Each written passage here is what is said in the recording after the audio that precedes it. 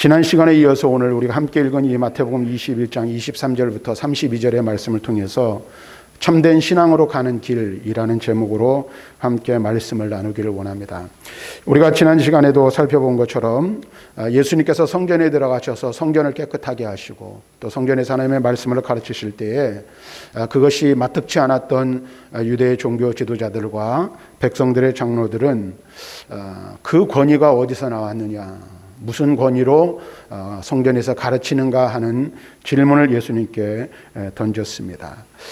예수님께서는 세례 요한을 이야기로 시작하면서 그렇다면 세례 요한의 세례가 어디서부터 오는 것이라고 너희는 생각하느냐라는 질문을 던짐으로 그들의 신앙이 얼마나 위선적인지, 그 다음에 그들의 신앙이 얼마나 좋지 못한, 참 바르지 못한 신앙인지를 드러내 주셨음을 우리는 말씀을 통해서 살펴보았습니다.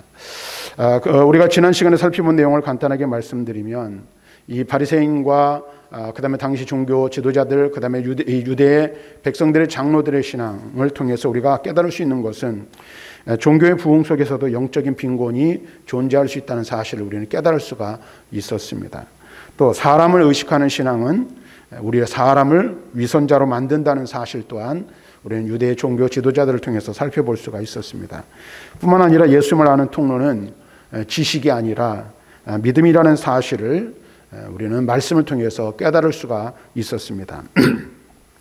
오늘 예수님께서는 세례 요한의 세례를 들어서 이처럼 유대 종교 지도자들과 백성들의 장로들의 위선적인 신앙, 위선적인 믿음을 까발리신 거죠. 한마디로 말하면 들을 치워 내셨습니다. 그러면서 참된 신앙이 무엇인지, 그 다음에 그들이 왜 온전하지 못한 참된 신앙의 길로 걸어가지 못하고 있는지를 오늘 우리에게 들려주고 있는 비유의 말씀을 통해서 또한 들려주고 있습니다.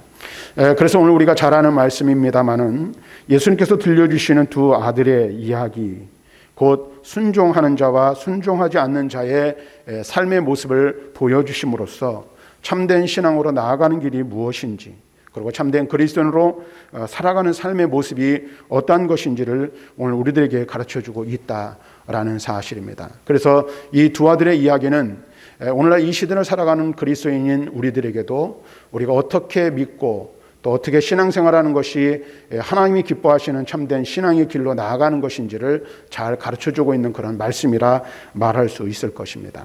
오늘 예수님께서는 한 비유를 들려주십니다.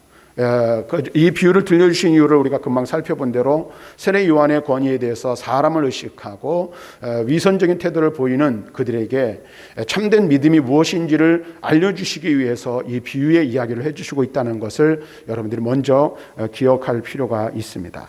한 아버지가 있는데 그 아버지에게 두 아들이 있습니다. 그리고 이 아버지는 아마도 포도원 농사를 지었던 것 같습니다. 그래서 아들을 불러 이야기합니다. 먼저 큰아들을 불러서 이야기합니다. 포도원에 가서 일 좀 해라. 그랬더니 이 아들이 어떻게 대답합니까? 예, 아버지, 알겠습니다. 제가 가서 아버지의 포도원을 위해 열심히 일을 하겠습니다. 라고 말합니다. 여기서 우리가 먼저 깨달을 수 있는 건 이거예요. 이 큰아들로 등장하고 있는 이 아들은 아버지의 뜻이 무엇인지 정확하게 알고 있었다라는 것을 우리는 알 수가 있습니다. 아버지의 뜻이 무엇입니까? 포도원에 가서 일을 하는 것이고, 아들은 그 아버지가 말하는 그것을 이해하고 그렇게 하겠다라고 대답을 했습니다. 그런데 여러분 보세요. 이 말씀을 보면서 우리가 생각할 수 있는 건 이거예요. 아버지의 뜻을 알고 있지만 이 아들에겐 두 가지 선택지가 있다라는 것입니다. 그것이 무엇입니까? 아버지에게 대답한 그대로 가서 포도원에서 일을 하든지, 아니면 또 다른 결정을 내릴 수 있죠. 일을 하지 않는 일을 결정을 내릴 수가 있는 것입니다. 만일에 그가 포도원에 가서 열심히 일을 한다면 그는 순종하는 아들로 아버지에게 칭찬을 들을 것이고, 만일에 그가 다른 결정을 내린다면 아버지의 마음을 슬프게 하는 아들이 될 것이라는 사실입니다. 어쨌든 그의 최종적인 선택과 결정은 누구의 몫입니까? 바로 아들의 몫이라는 사실을 우리는 알아야 한다라는 것입니다. 여기서 우리가 무엇을 깨닫습니까? 우리가 잘 아는 대로 이 아들은 예, 가겠습니다 하면서 이 아들은 포도원에 가지 않았습니다. 다시 말하면 아버지의 말을 겉으로는 대답하고 형식적으로는 대답하였지만 그것을 실천에 옮기지 못한 것입니다. 우리는 여기서 두 가지 중요한 사실을 깨닫게 되는데, 먼저 이 말씀 속에서 하나님의 뜻을 아는 것이 경건 생활에 꼭 필요한 요소이긴 하지만 그 자체가 경건은 아니라는 사실을 우리는 확인할 수 있다라는 것입니다. 이 무슨 말인지 여러분들 잘 들으시길 바랍니다. 경건 생활하고 믿음의 삶을 살아가고 참된 신앙으로 나아가는 길에 있어서 중요한 것은 우리를 향하신 하나님의 뜻을 아는 것이 중요하다라는 거예요. 근데 하나님의 뜻을 아는 것이 그 사람을 경건하게 만드는 것은 결코 아니라는 사실을 우리는 깨달아야 한다는 것입니다. 그 예를 우리는 아담과 하와를 통해 알 수가 있습니다. 아담과 하와가 범죄한 것은 하나님의 뜻에 무지했기 때문일까요? 하나님의 뜻을 알지 못했기 때문일까요? 선악을 알게 하는 나무의 열매를 먹으면 안 된다는 사실을 몰랐기 때문에 선악을 알게 하는 나무의 열매를 먹었을까요? 그렇지 않았다라는 겁니다. 그들은 선악을 알게 하는 나무의 열매를 따먹는 날에는 반드시 죽을 것이라는 사실을 하나님의 경고를 통해 들어 알고 있었습니다. 창세기 2장 17절 말씀에 보면 이렇게 말하죠. 선악을 알게 하는 나무의 열매는 먹지 말라. 내가 먹는 날에는 반드시 죽으리라 하시니라. 하나님께서 아담과 하와에게 분명하게 말씀하셨고 아담과 하와는 그 말씀을 들어 알고 있었습니다. 다시 말하면 이것은 어떻게 보면 그들에게 경건 생활을 위한 기초가 이미 마련되어졌다라고 말할 수 있습니다. 다시 하나님의 말씀에 순종하는 삶을 사느냐 그렇지 않느냐는 누구에 달려 있는 거예요? 아담과 하와에게 달려 있는 거예요. 하지만 사탄의 유혹과 탐심이 그들로 하여금 어떻게 했어요? 하나님을 배반하게 만들었습니다. 창세기 3장 1절부터 7절의 말씀을 보면 그래서 이제 사탄이 이 하와를 유혹할 때에 어떻게 해요? 그 유혹에 넘어가고 만 거예요. 그래서 우리는 아담과 하와를 이야기할 때에 이 두 사람을 우리는 어떠한 경우에도 믿음의 사람이다 혹은 경건하다라고 말하지 않습니다. 또한 성공한 인생으로 평가하지도 않습니다. 왜 그럴까요? 그들은 실패한 인생이 되었기 때문입니다. 뿐만 아니라 그들의 실패는 그들의 실패로 끝나지 않냐고 온 인류가 실패의 자리에 이르도록 하였습니다. 다시 말하면 하나님의 말씀을 알고 하나님의 뜻을 아는 것이 우리의 믿음을 보장해 주는 것이 아니라는 사실을 우리는 아담과 하와를 통해서 깨닫게 되는 것입니다. 그러므로 우리가 이 두 사람의 전철을 밟지 않으려면 유념해야 될, 주의해야 될 것이 있는데 첫째는 하나님의 뜻을 정확하게 이해하는 것입니다. 그리고 두 번째는 어떻게 합니까? 우리가 알고 이해한 대로 하나님의 뜻대로 행하는 것이 무엇보다도 중요하다는 사실을 분명하게 깨달아야 하는 것입니다. 성경은 우리에게 말하죠. 행함이 없는 믿음은 죽은 것이라. 그와 마찬가지로 순종이 따르지 않는 하나님의 뜻에 대한 지식, 하나님을 아는 지식은 아무런 가치도 없다는 사실을 우리는 분명히 알아야 하는 것입니다. 가령 이런 것이죠. 창세기 12장에 보면 하나님께서 아브라함을 부르십니다. 그리고 그에게 복과 은혜를 약속하여 주십니다. 그 자신이 복이 될 것이라고, 복의 근원이 될 것이라고 말씀하십니다. 그런데 그에게 복을 약속하시면서 해주시는 명령이 있죠. 그것이 무엇입니까? 그는 그의 친척, 고향, 아버지의 집을 떠나 하나님이 지시하시는 곳으로 가야 하는 것이었습니다. 그런데 히브리서 11장 말씀에 보면 이 아브라함이 하나님의 부르심을 받아 하나님이 지시하는 곳으로 가라 하나님이 말씀하셨지만 하나님이 지시하는 곳이 그가 부르심을 받을 때 어디인지 알지 못했던 것 같습니다. 그래서 히브리서 기자는 뭐라고 말합니까? 아브라함은 갈 바를 알지 못하나 하나님의 뜻을 따라갔다. 믿음을 따라갔다라고 말하고 있는 거예요. 명확하게 어디로 가야 할지, 어떤 길로 나아가야 할지, 어느 장소로 가야 될지 하나님은 알려주시지 않은 거예요. 그런데 전제 조건이 있죠. 그 말씀에 순종하기만 하면 복의 근원이 되고 복이 되게 하겠다. 자손을 번성하게 해주시겠다라고 약속하셨어요. 하나님의 부르심을 받은 아브라함은 하나님의 뜻을 분명하게 알았어요. 자, 그런데 여러분 보세요. 만약에 오늘 그가 하나님의 뜻을 알고도 여러 가지 이유를 대고 핑계를 대면서 그의 고향 친척 아버지의 집을 떠나지 않았다면 어떻게 되었을까 하는 것입니다. 여러 가지 핑계를 댈 수 있잖아요. 이유를 댈 수 있잖아요. 먼 타향살이를 하는 것이 결코 쉽지 않습니다. 내가 태어나서 자라고 참으로 성장한 그곳을 떠나 먼 지방으로 이사 간다는 것은 결코 쉬운 일이 아닙니다. 아무런 문제도 없고 아무런 어려움도 없는데 내가 살던 곳을 등져야 한다는 것은 정말로 힘든 일입니다. 내가 경영하는 사업이 번성하고 잘 되고 자리 잡은 그곳을 다 정리하고 떠난다는 것 또한 쉽지 않은 일입니다. 그런데 만약에 아브라함이 이런저런 이유를 대서 하나님의 말씀에 순종하지 않았다면 그에게 약속한 복은 고사하고 아마도 하나님의 심판이 그에게 임했는지도 모르겠습니다. 사랑하는 성도 여러분, 우리는 하나님의 뜻이 무엇인지 힘써 찾아야 하겠지만 거기에만 머물러 있어서는 안 됩니다. 그 뒤가 뒤따라야 하는 거예요. 그게 무엇입니까? 하나님의 뜻을 깨달아 아는 즉시 순종으로 행해야 한다는 사실을 우리는 분명하게 알아야 합니다.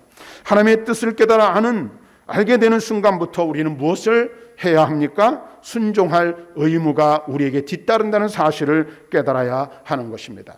그리고 성경은 분명하게 우리에게 말씀하십니다. 하나님의 뜻을 밝히 보여주시고 그 뜻에 순종하는 사람은 복을 누리게 되지만 불순종하는 이에게는 화가 따르게 될 것이라 말하고 있습니다. 성도들 중에도 개중에 그런 분들이 있습니다. 기초를 잘 놓고 믿음에 실패하는 사람들이 참 많이 있습니다. 근데 그 사람들의 면면 그 자세한 내용을 들여다보면 그 이유는 간단합니다. 말씀을 알지만 어떻게 살아야 할지 알지만 순종이 뒤따르지 않기 때문이라는 사실을 분명하게 알아야 합니다. 사랑하는 성도 여러분, 우리가 하나님의 뜻을 알기를 힘쓰되 또한 그 뜻에 순종함으로 하나님께 경건한 자로 인정받고 칭찬과 복을 풍성히 받아 누리는 저와 여러분들이 되기를 주님의 이름으로 간절히 축원합니다. 그 다음에 또 중요한 것을 우리가 살펴볼 게 있어요. 큰아들의 모습 속에서 우리가 먼저 깨닫는 건 뭐예요? 아는 것이 중요해요. 하나님의 뜻을 아는 것이 중요한데 그 아는 것을 그것을 어떻게 하나님의 뜻에 순종이 뒤따르지 않으면 안 된다는 사실이죠. 근데 또 하나 우리가 살펴볼 것은 우리가 29절 말씀을 보면 하나님의 명령을 받은 큰아들이 취한 태도에서 나오는데 포도원에 가서 일하라. 그리고 그렇게 하겠다라고 대답했어요. 근데 앞에서 말씀드린 대로 실제로 그는 갔습니까? 가지 않았습니까? 가지 않았습니다. 여기서 또 한 가지 발견한 건 이런 거예요. 그는 신실한 아들처럼 보인다는 거죠. 왜요? 아버지가 말하면 그렇게 하겠습니다. 어떻게 보면은 이 자세하게 우리가 이 성경에 그렇게 기록하고 있지는 않지만 이 아들은 예스맨인지도 모르겠어요. 아버지가 말하면 무조건 다 예 하는 거죠. 자, 그런데 여러분 보세요. 사실은 그가 신실한 아들처럼 보이지만 겉모습은 그랬지만 그렇지 않았다라는 것입니다. 근데 예수님께서 왜 이 이야기를 해주시는지를 우리는 잘 새길 필요가 있어요. 이 큰아들의 모습은 어떤 사람들의 모습을 가리키는 걸까요? 바로 예수님의 권위에 도전해 오고 있는 유대의 종교 지도자들과 백성의 장로들의 모습이 바로 이 큰 아들과 같다라는 사실을 우리에게 가르쳐주고 있다라는 것입니다. 그들은 하나님의 뜻을 알고 또 여기에 나오는 맏아들처럼 하나님의 말씀대로 행하겠다고 대답을 했어요. 그러나 그들은 어떻게 했습니까? 약속대로 약속한 것을 지키지 않는 삶을 살았던 자들입니다. 다시 말하면 유대의 종교 지도자들과 백성의 장로들은 자타가 인정하는 경건한 사람들이었습니다. 하지만 그들의 실제적인 삶 속에서는 하나님을 향한 경외심을 도무지 찾아볼 수가 없었던 것입니다. 왜요? 이러한 사실은 그들이 거룩한 하나님의 성전을 무엇으로? 강도의 소굴로 만들었다는 사실에서 충분히 입증이 된다라는 사실입니다. 오늘날도 우리의 교회들 안에서 이와 같이 경건을 가장하는 위선자들이 없지 않음을 우리는 깨달아야 하는 것입니다. 교회 안에서 겉모양은 경건한데 내면은 마귀의 속성으로 가득 찬 위선자들이 얼마든지 있을 수 있다는 사실을 알아야 한다는 것입니다. 그러면 우리의 신앙이 참 신앙인지 위선적인 신앙인지를 무엇을 통해서 알 수가 있습니까?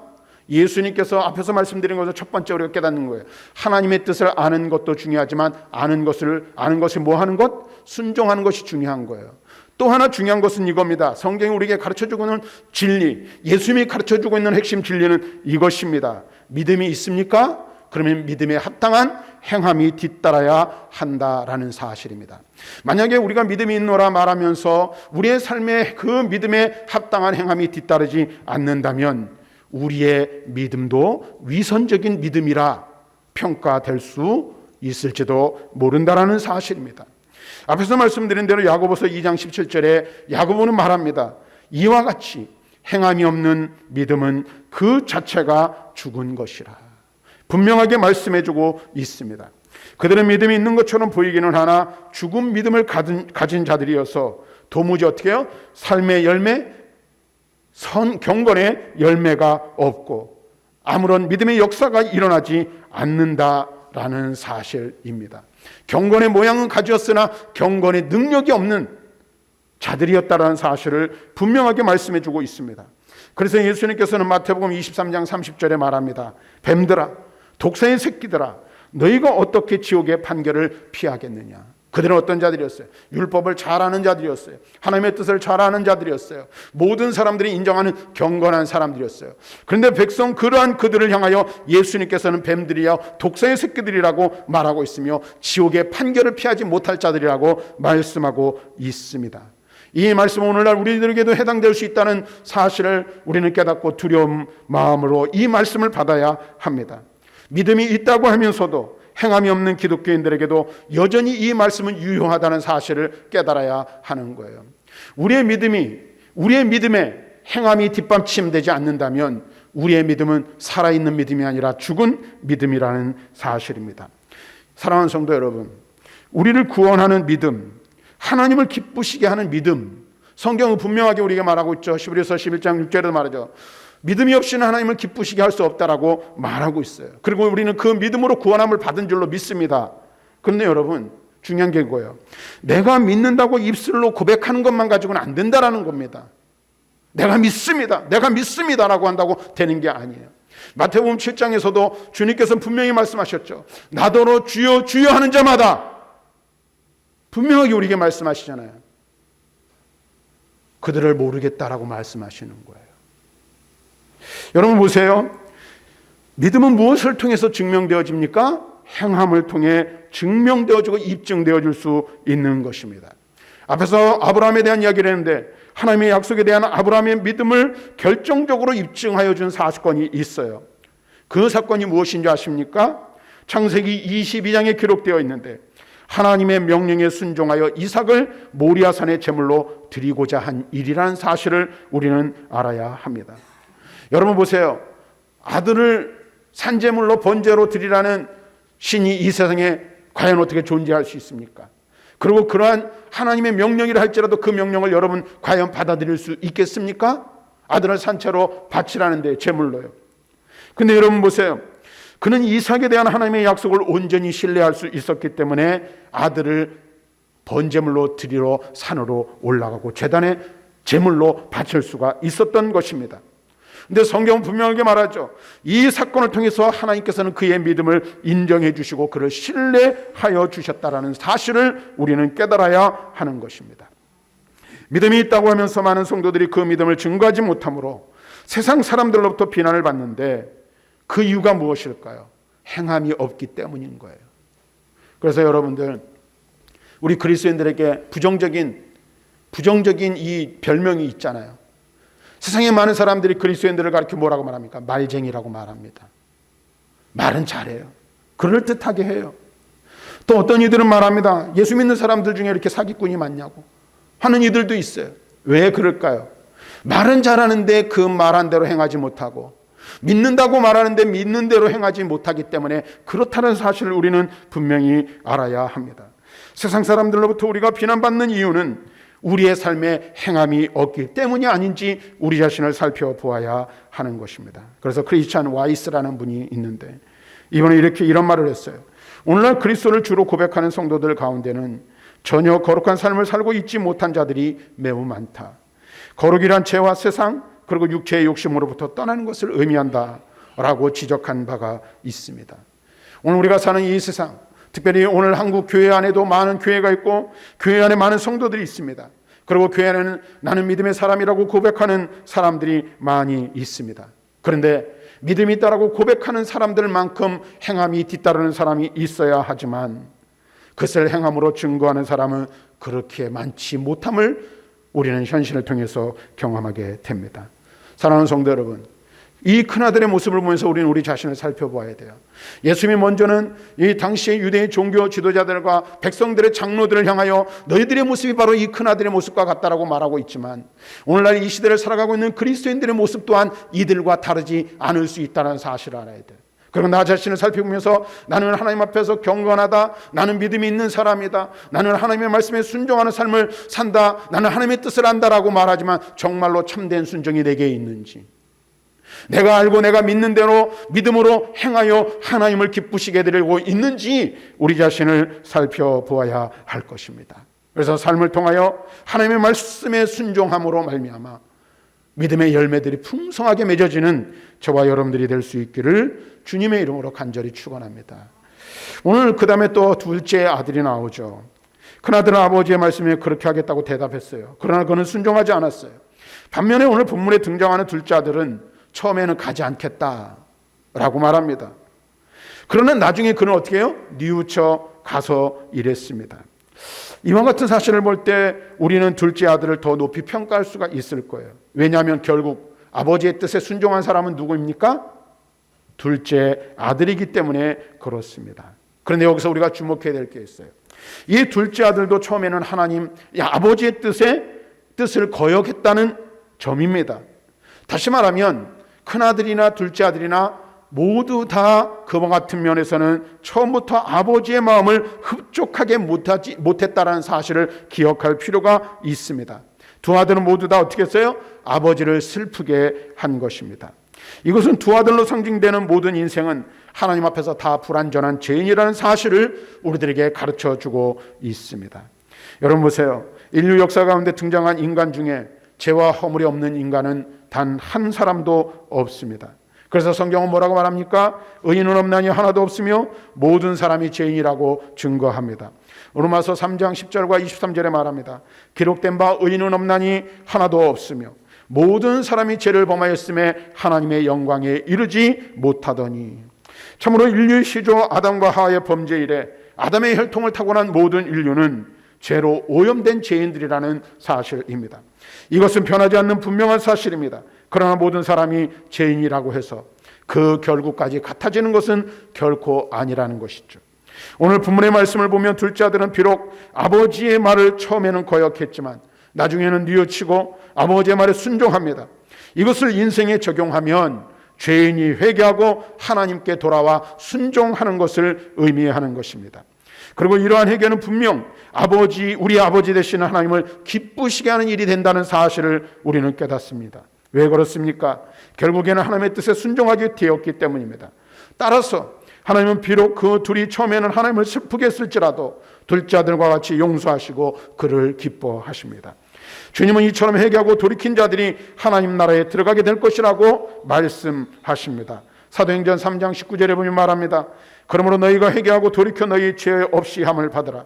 이같이 하면 새롭게 되는 날이 주 앞으로부터 이를 것이요. 이것이 바로 회개의 능력인 줄로 믿습니다. 사랑하는 성도 여러분, 우리가 다 하나님 앞에서 죄인된 신부님을 잊지 말아야 합니다. 이것을 아는 것이 중요합니다. 그러나 더 중요한 것은 회개하고 죄의 자리에서 돌이킬 줄 알아야 한다라는 것입니다. 우리가 다 죄인인 것은 분명하지만 하나님께 회개하고 돌이키는 자들은 그 결국이 달라지게 된다는 것입니다. 하나님은 죄인 하나가 회개하면 천국에서 회개할 것이 없는 의인 99으로 인하여 기뻐하는 것보다 더 기뻐하신다고 누가복음 15장 7절에 말씀하고 있습니다. 그러므로 우리는 하나님 앞에서 죄인이요 또 죄를 계속해서 범할 수밖에 없는 연약한 자들이지만 하나님의 자비하심을 의지해 늘 회개의 신속한 모습을 지녀야 하는 줄 압니다. 우리 모두는 연약한 자들입니다. 우리 모두는 부족한 사람들입니다. 완전하지 못한 자들이에요. 그러나 하나님이 우리에게 요구하시는 것이 무엇입니까? 순종과 행함의 열매입니다. 또 때로는 우리가 그와 같은 하나님의 뜻을 알면서도 그렇게 살지 못할 때가 있어요. 그런데 우리에게 어떤 기회를 주셨어요? 회개하여 돌이킬 수 있는 기회를 주셨다라는 겁니다. 말씀을 정리하겠습니다.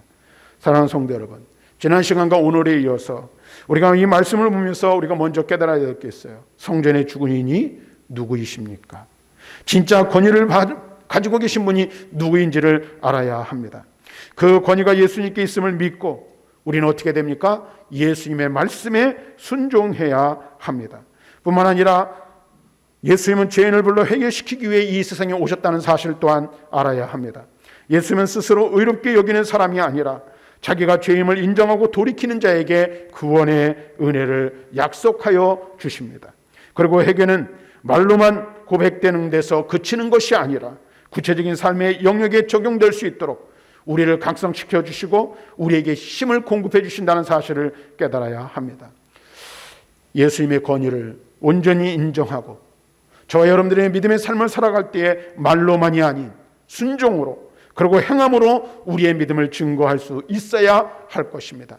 그리스도인다운 삶이 우리의 삶 가운데 있어야 한다는 것입니다. 바라기는 저와 여러분들이 주님의 권위 아래서 말씀에 순종하여 행함의 열매를 맺는 참 믿음의 자리로 나아가는 우리 모든 성도들이 되시기를 주님의 이름으로 간절히 축원합니다.